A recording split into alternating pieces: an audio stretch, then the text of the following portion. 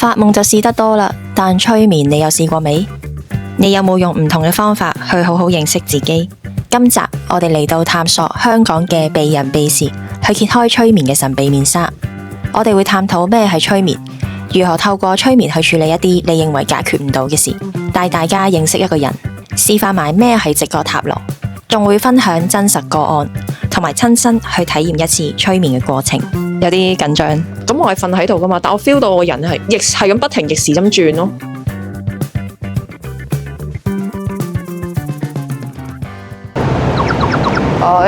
Hello 大家好，歡迎收睇3.01維度，我係阿朱。今集咧有啲特別嘅，平時咧我哋都係去發掘香港啊不為人知嘅一面啦，一啲秘境啊咁樣。咁今集咧我哋就去探索一啲秘人秘事，咁係乜嘢咧？冇錯，就係揭開催眠嘅神秘面紗啦。咁啊，我而家準備咧出發去呢一個荔枝角嘅。我自己都曾經試過一次催眠，咁我以為催眠咧就係拎隻陀錶喺度揈揈揈咁樣嘅，其實咧完全唔係，顛覆咗我個思維。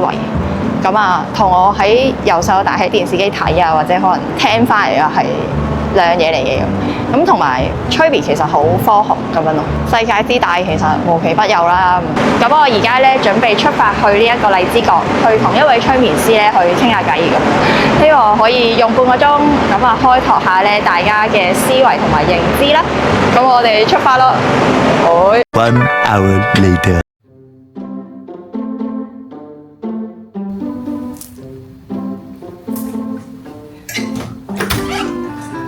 Hello，OK。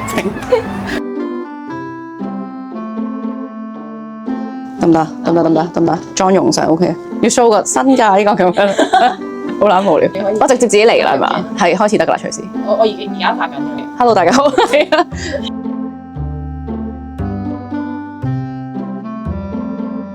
好啦，大家好，我叫 Winnie， 咁我係一個催眠治療師啦，一個塔羅師啦，咁同埋我都有教一啲嘅小朋友或者初學者咧打鼓，打呢個 drum set 同埋非洲鼓嘅。咁我就最中意做人樹窿嘅，所以大家如果想揾我傾偈咧，可以隨時嚟揾我傾偈嘅。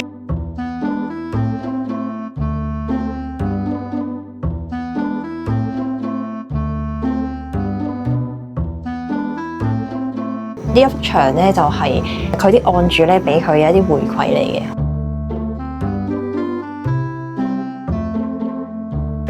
呢個純粹見喺網上見到就已經哇咁樣，咁同埋因為我用嗰隻咧係叫直覺塔羅咧，咁所以就唔需要記嘅牌嘅意思嘅，我係直接打開個刻 feel 到乜嘢就直覺咁樣去解讀咯。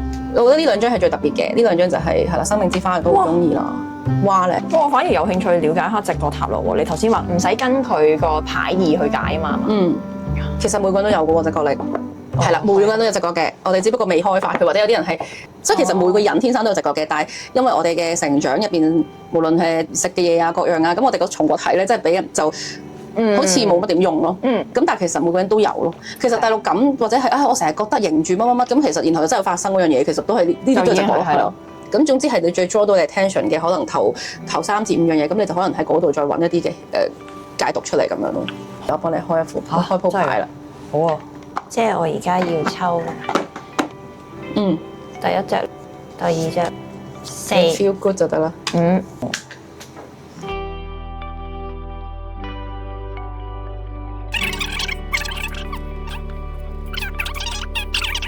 咁樣咯，我覺得係咁啊，即係我聽完你講嘅所有，再開埋呢啲牌，再聽埋幾個心路歷程之後，我就覺得點樣唔同都好。而家講緊係你獨立嘅。你自己嘅內在嘅處理嘅問題啊嘛，我哋嘅潛意識嘅問題就係話，我由細到大我都習慣咗我係下巴，例如我要做一啲嘢討好人啦，例如我要咁樣做人哋先中意我啦，或者我要點樣先得到認同啦，我哋咁樣慢慢變成一個咁樣嘅人，打造咗一個咁嘅人，但係同時間喺我哋嘅成長裏面，我哋學習咗好多嘅道理啊、人生嘅三觀啊，知道其實我哋唔應該卑微嘅喎，我哋應該係愛自己嘅喎，但係我控制唔到我入邊嗰個卑微怪走出嚟，呢個就係咁辛苦。我哋明知咁樣，但係我裡面嗰個控制唔到，所以我哋點解要做催眠？係令到入邊嗰個明白翻，我哋係其實做人係要為翻自己，唔需要咁卑微，咁你個人先至會表裏如一咯。咁而催眠嘅嘢係只不過令到你吞翻入邊嗰個你，我哋救翻我哋嘅內在小孩啦。我哋嘅內在小孩就係因為佢因為咁而需要營造好多嘢變成一個卑微嘅人啦、討好人啦，其實好似啦，其實同催眠好似啦。只不過我就話自己同自己做同人哋幫你做嘅嗰個唔同，可能就係話自己做冥想嘅時候，或者你有啲片段有啲情緒出咗嚟，咁然後咧，然後你就可能係咁樣就叫做我 release 咗啲出嚟啦。但係我嘅角色可能就係我係個 tour guide，我去話俾你聽，咁你下一步你要同佢做啲咩啊？你要話翻俾佢聽啲咩？即係有個 guide 話俾你聽你點做，你淨係見到啲畫面，但係我唔識去處理嘛。跟住我會去 break cycle，即係當現實中有一啲場景佢又出現翻啦，然後同我個課題好似嘅，我就會將佢 kind of 係宇宙俾我嘅一個情景去睇下我 break 唔 break 到呢個課題。如果冇，佢重複俾我，唔好怪自己仲係咁樣咯。即係我知係唔容易嘅咁樣。咁但係你發現到問題已經好叻啦，都唔係個個可以覺得自己發現到有自己嘅問題，然後仲要去走去 heal 喎，咁已經係比起好多人真係要讚下自己嘅。我覺得呢個，因為我哋有時點解我哋缺乏呢個？因為我哋自己都冇咁樣對自己嘛。點解調翻轉？點解我哋係渴望人哋咁對自己，但係你自己都冇咁對自己？即係嗰句啊，即係最應嗰句就係。我哋成日想人哋愛我哋多啲，我哋成日都喂，你講咁多，你入邊嗰個係咁嗌緊你愛我啦，你都唔理我。你入邊嗰個係咁重視下我啦，我冇啊，我淨係要 care 人哋嘅啫。我唔理你嘅。所以點解我哋你有冇聽過《零極限》呢首歌？有。多唔多先？你聽多幾次，我唔知你有幾投入呢件事，但係其實聽呢首歌係會喊到 PK 嘅。我自己 share 俾我啦，多謝多謝你。我純粹好中意呢塊嘢，因為我覺得講出咗我哋其實好多人。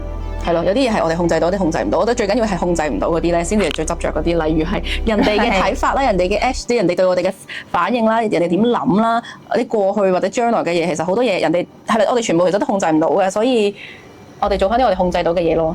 例如我哋嘅選擇啦，我哋用乜嘢嘅態度去睇件事啦，我哋嘅感受啦，我哋點樣對人啦，我哋自己咯。即係我覺得係呢個其實代表係我哋自己向內我哋能夠做到嘅嘢，而有一啲我哋做唔到嘅，就不如放手，冇咁執着咯。多謝。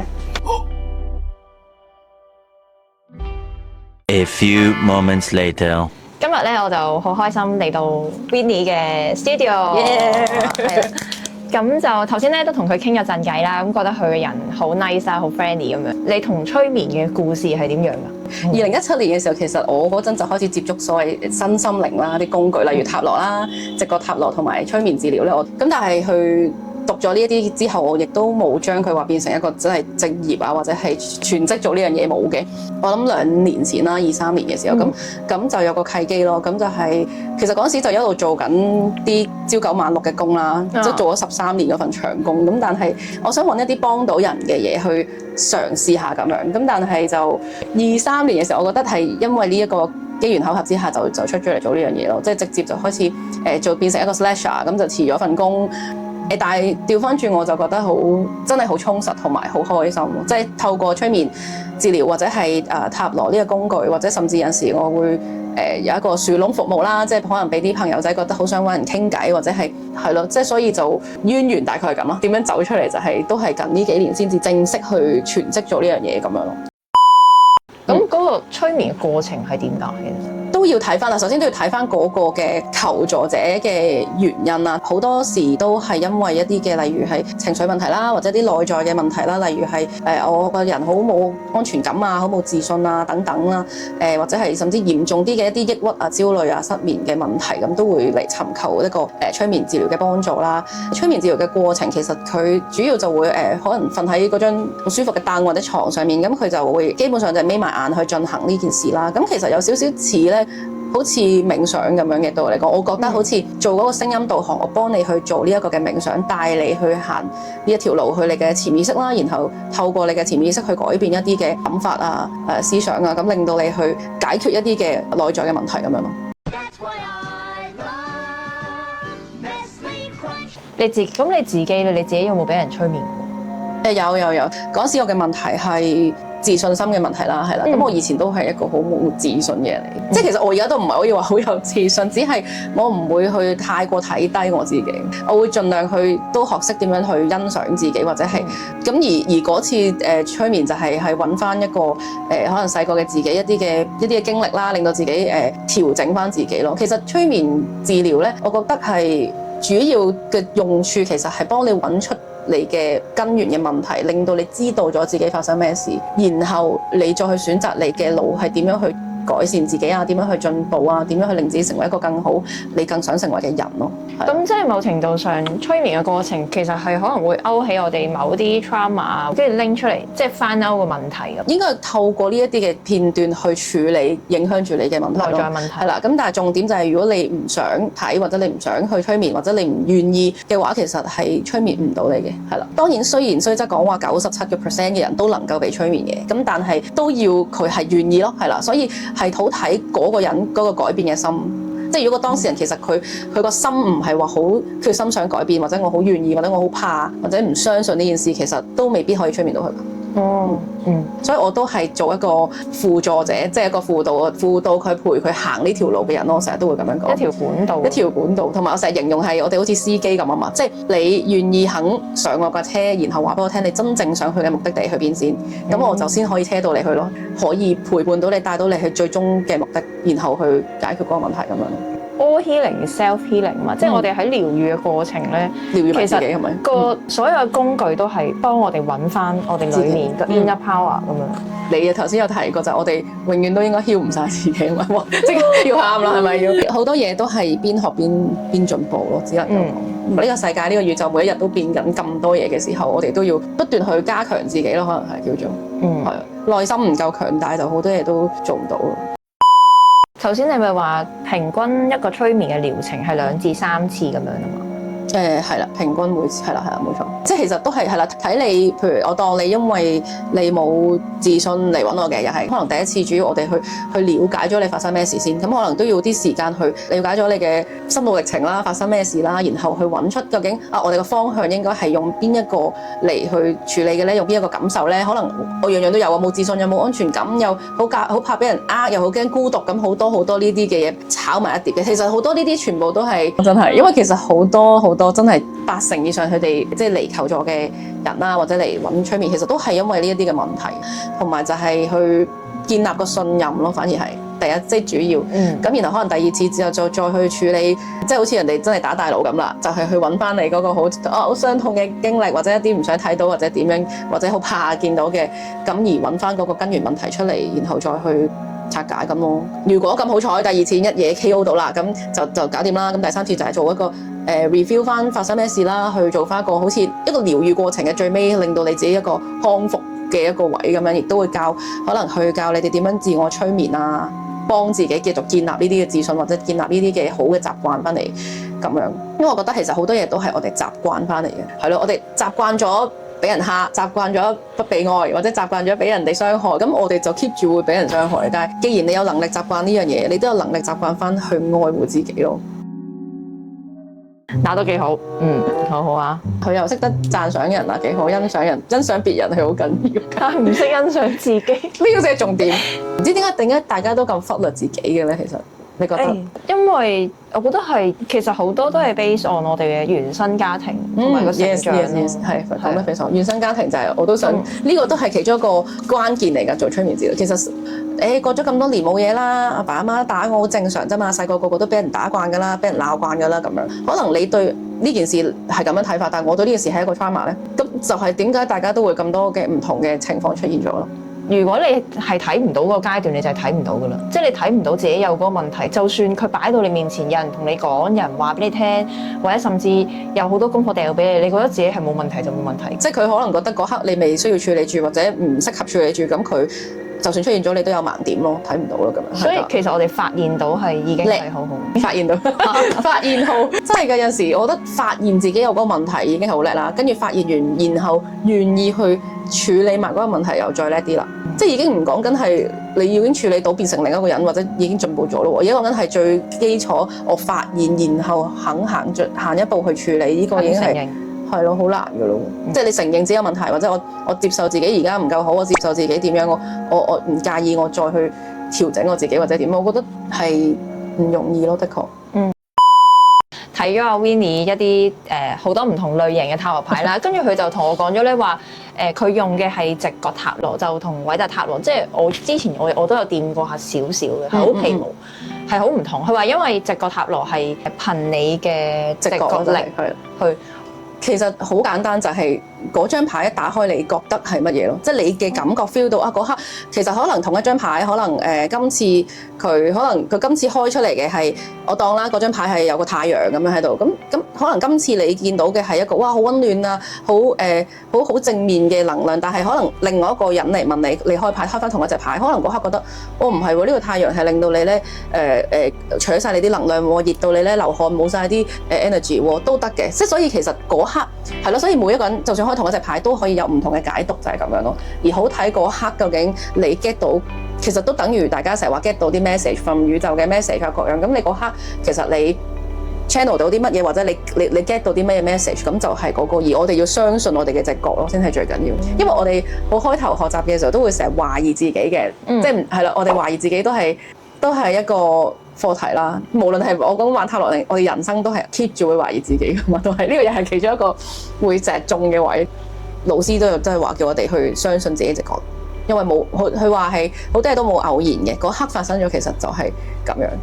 亦都等於我成日都相信吸引力法則噶嘛，一樣啫嘛。其實你諗住啲人話唔明係咩？我覺得個重點就係當我哋落咗嗰個 message，我哋想要嗰樣嘢嘅時候，好多人下一秒就覺得算啦，都冇可能嘅，都唔會到我噶啦。咁其實我覺得嗰個法則就 delete 咗嘅俾你，係咪先？咁即係咁咯。其實對我嚟講，好多嘢都係工具，同埋好多嘢。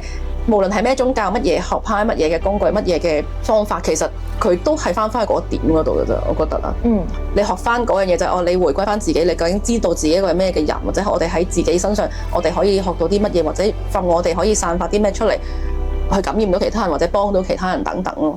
其實搞掂自己先，sorry， 我哋搞掂咗自己先係最緊要。係任何嘅牌，無論係維特啊，定係邊一種嘅牌，其實對我嚟講都好似一個圖案咁樣咯，即係個圖畫一個 message 咁樣去做咯。所以無論直覺力、能力咩 channeling，所有其實都係你點樣開發你自己原有嘅嘢去 connect 一啲嘢。係啊，原有嘅嘢。你咁多個 case 催眠嘅 case 啊，你有冇邊啲係最深刻但係又公開得㗎？我首先都會好多謝所有信任我嘅朋友，因為我想講呢個長嘅啲回饋嘅信咧，都係佢哋去俾翻啲嘅 feedback 我，同埋去即係對我嚟講，其實呢一 part 係頭先咁講，係好似一個 round up 療癒嘅最後一步咁樣咯。咁而當然佢哋寫得嘅都係 OK 可以公開，不過當然我唔會講個名咁解嘅啫。佢哋嘅 case 係可以攞出嚟去分享俾大家聽。如果遇到啲類似嘅問題，都可以原來透過催眠可以幫到嘅咁樣。咁我記得有一個就係比較深刻，係因為我哋催眠過程入邊嘅個經歷啊，求助者佢嚟嘅時候就因為有一啲嘅抑鬱啊、焦慮，即係工作上令到佢 trigger 到佢嘅呢啲症狀咁走咗出嚟啦。咁我諗透過傾偈，即係或者即係傾完啦，咁做咗個催眠嘅時候，咁喺裡面就會我哋翻到去佢細個喺阿媽個肚入邊，即係去到 BB 呢個嘅胎內記憶嗰度，咁佢就聽到媽咪啊，跟住爸爸同埋阿哥就喺度討論緊生唔生呢個阿妹好咧，生唔生佢啊，或者討論緊呢啲嘢。咁即係其實嗰刻開始佢已經有意識㗎啦嘛。其實我哋由 BB 喺阿媽個肚入邊，直到7歲呢段期間係我哋潛意識最旺盛嘅時候咯。所以點解咁多時都話關原生家庭事，就係因為嗰段時間我哋基本上都喺嗰個環境，然後影響到我哋嘅潛意識嘅一啲諗法。其實你諗下，佢未出世已經覺得自己咁我一定要好努力咧去出世，然後證明俾你哋睇，或者證明俾人睇我係得嘅，我係值得出世嘅。咁佢就話即係佢嗰刻嘅感受，仲我記得我嗰刻好努力，佢要吸收媽咪俾我嘅營養啊，我要努力成為健康嘅 BB 出世。而直到佢到第時返工啊各樣，佢都會有呢一個嘅心，就係我一定要做嘢證明我係得嘅。可能咁樣就 push 到自己好大嘅壓力啦，或者係老細對佢點樣，佢就會不斷去就 trigger到啲情緒，或者係形成咗好大嘅壓力，變成咗一啲焦慮啊，甚至去變成抑鬱嘅一啲嘅症狀咁樣。咁另外有一個就佢話佢細個，總之小學或者可能一講呢啲性教育或者睇一啲嘅片咧，係有啲親密嘅行為或者係一啲嘅時候咧，佢就會唔知頭暈身㷫想嘔，總之好即刻有反應喺度嘅，驚嘅咁樣。到就算佢拍拖啦，咁同另一半親密啲嘅時候，咁佢都唔係好 OK 嘅咁樣。咁但係佢嚟緊即係嗰陣時嚟揾我嘅時候，就臨近佢可能要結婚啦，咁所以佢覺得呢樣嘢好想 find out 下咩事，點解會咁樣。我記得就係同佢翻去一個童年嘅片段咧，佢就3、4歲啦，咁啱屋企冇大人喺度，咁就有兩個鄰居咧，兩姊弟啦你當，咁佢哋就過嚟同呢個 client 一齊睇電視咁樣咯。開咗個電影俾佢睇啊。電影咧就係講話強姦嘅喎，嗰條片段。嗰刻佢睇到之後，佢就哇勁驚啦，就覺得哇好擔心阿媽啊家姐啊，好擔心自己啊。總之對呢樣嘢就變成一種恐懼一個不安。所以到佢大個咗，其實小一嘅時候佢睇嗰啲咩教育片段或者點嘅時候，已經有呢個諗法喺度嘅。咁所以就令到佢好驚咯對呢樣嘢。咁而當然完成咗個催眠治療之後，咁佢同佢嘅另一半就開心快樂活咁樣結婚各樣，咁就解決咗嗰個問題啦。亦都係咯，即係呢個都幾特別咯，係咯。原來即係不容忽視，即係我想講，即係原來我哋細個經歷嘅嘢真係唔好以為而家諗翻咁小事咁樣。你依刻好小事，但係其實嗰刻嘅你係好大件事。嗰刻嘅你經歷嘅時候得個幾歲人仔，係一件天大嘅大件事。所以我想點解我會覺得催眠治療咁有用，或者係可以幫到，因為佢唔係啲好即係 V 混混啊，好神奇、好恐怖或者點樣。因為大家對催眠好多嘅誤解啦，其實根本好似咁講，如果大家有做過冥想，其實你都知，只係我哋會繞過你嘅批判思維去盡量入你嘅內在世界去探究發生咩事咁樣嘅啫。即係可能好多嘅原因都係因為嘅原生家庭或者佢細個嘅一啲經歷令到佢變成咁。所以我都係嗰句，都係要揾落窿咯，因為真係好多，真係好普遍嘅就。所以係冇問題嘅，即係覺得自己有問題係冇問題。係啊，冇錯，覺得自己有問題係冇問題。係，我覺得第一步係你要覺察到自己嘅問題，然後同自己講呢啲全部都係冇問題。係啦。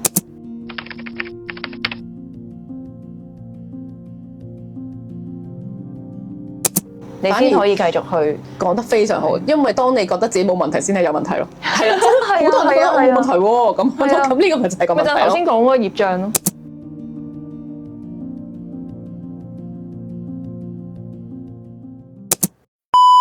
了解下你嘅個人品牌，係啊，你又會出一啲周邊商品啦。個名咧叫 Human Being 啦，咁樣。咁 human being 就顧名思義就係 heal 我哋嘅 human being 咯，因為我自己個中文名入邊有個文字，咁所以我就食咗呢一個嘅 human being 啦，咁樣。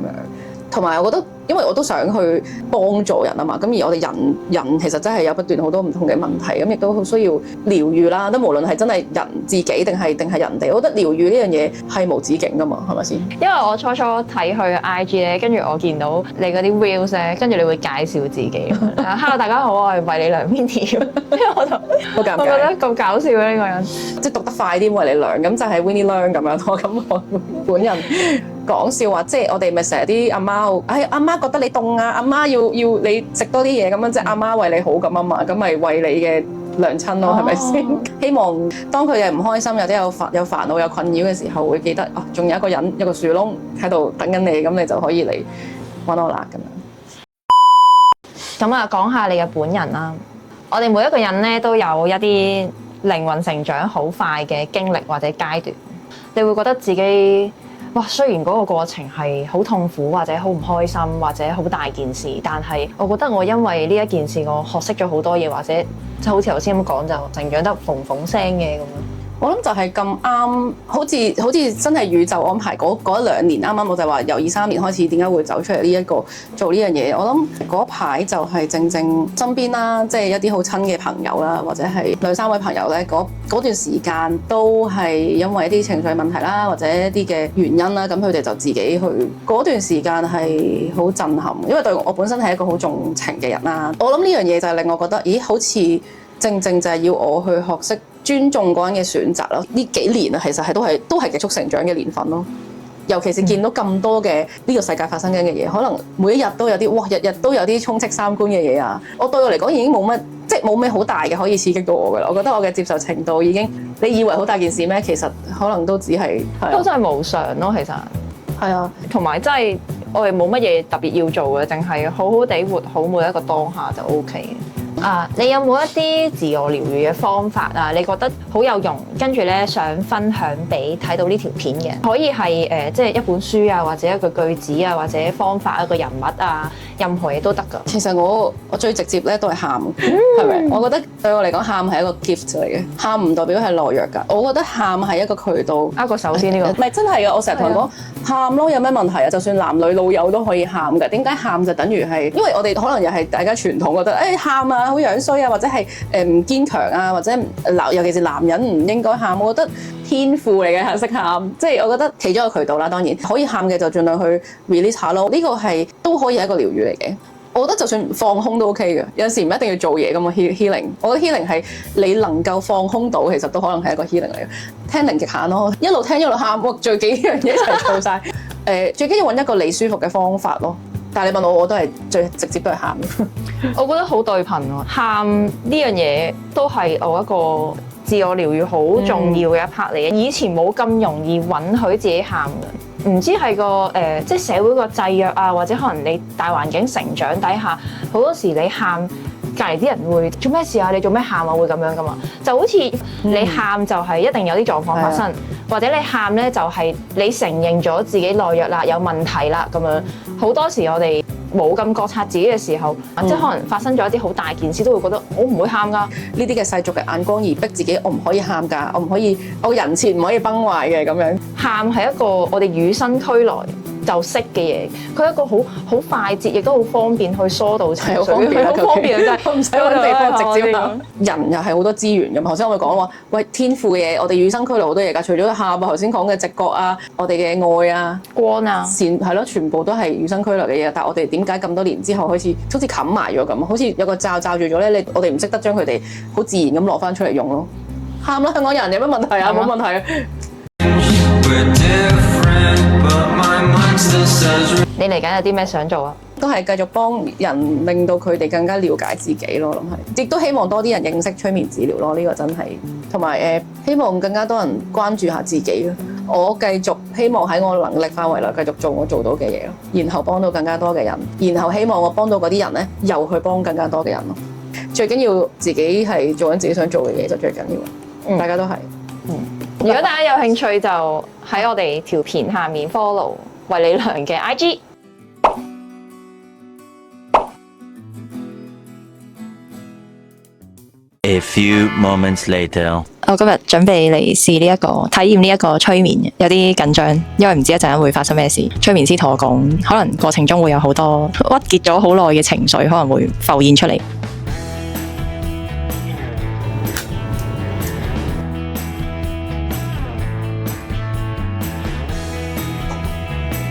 你要做嘅就主要係放鬆啦，然後去投入你嘅內在啦。我會叫你想像一啲嘢嘅，就讓佢發泄啦。因為有啲嘢可能唔係你而家嘅情緒嚟㗎嘛，可能係咁你望住支筆先啦。咁我陣間慢慢由1數到10嘅，咁你一路跟住慢慢就得啦。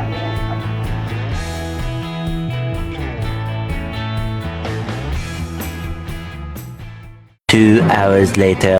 頭先咧有一 part 咪我自己翻去媽咪個肚度嘅，咁我係瞓喺度噶嘛，但我 feel 到我人係咁不停逆時針轉咯。啲水入邊咁樣。唔知喎，咦係喎，會唔會喺水入邊？但我 feel 唔到有水啊嗰啲咁樣咯。啱啱做完個感受係，我 feel 到你嘅鋪排係鋪排到好 deep 先俾我入咯。我覺得我個身體個感受係同我嘅潛意識一齊行嘅，跟住我都覺得係因為成個過程係好信任我先可以，因為我本身係一個都易緊張嘅人嚟嘅，我係浮到一啲我本身都冇 expect 我自己會浮嘢出嚟咯。因為呢啲係唔係我顯意識知道嘅畫面嚟嘅，其實覺察到已經係療癒緊啦，係咯。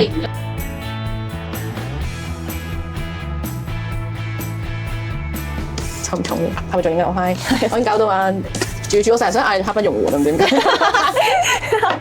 我已經搞到 Juliet 嗰首嘟嘟嘟係咪嗰首 Taylor Swift 嗰首係咪 Juliet 係呢個名啊嘛？Juliet 係呢首係呢個啊嘛係咪 ？OK 好點啊容緩？融圈啊你，係都要嗌殺咗你，殺咗你！我先睇翻個問題，黐線嘅做乜先？有冇定經？咁要咩啊？多謝佢好認支持姐，我又多咗個支持姐。支持姐係咩都好好啊！你個做得好。唔係又講真㗎，講到咁虛偽嘅啫，真㗎講真。刻不容緩，收皮啊！為你啦，你唔好剪啦，為你良，為你好嘅老母，為你良。我覺得宇宙係有啲安排嘅，因為咧其實即係我都好 green 啦，所以唔係啊，你好 yellow 啊，玩嘢，大家都得啦，得啦，知啊知啊知啊。OK。